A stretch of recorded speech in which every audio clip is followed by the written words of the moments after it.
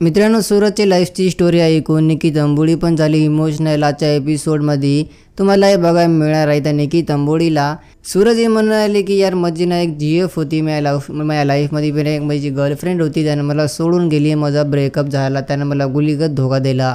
हे बघून हे ऐकून सगळे इथं कुठे ना कुठे निकी पण इमोशनल झाली आणि घनश्याम पण।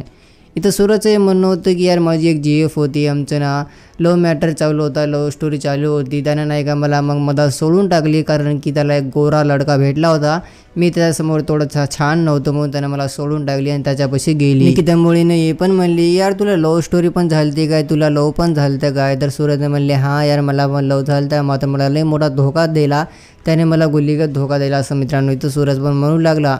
तर निकीने सूरजला हे पण विचारले यार त्याचं मला नाव सांग ना, कोण आहे ते? सूरजने ते नाव सांगले नाही, नॅशनल टेलिव्हिजनवर त्याला हेट मिळते म्हणून सूरजने त्याचं नाव पण घेतले नाही।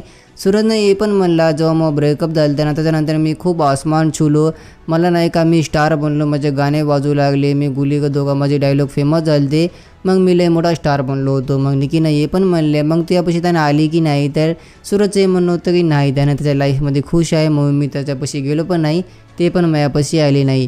तर आजच्या एपिसोडमध्ये हे सगळं तुम्हाला आजच्या एपिसोडमध्ये बघायला मिळेल। तर जर तुम्ही व्हिडिओ नवीन व्हा तर व्हिडिओला लाईक आणि चॅनलला सबस्क्राईब करा, मी सगळे अपडेट सगळ्यात पहिले तर देणार आहोत।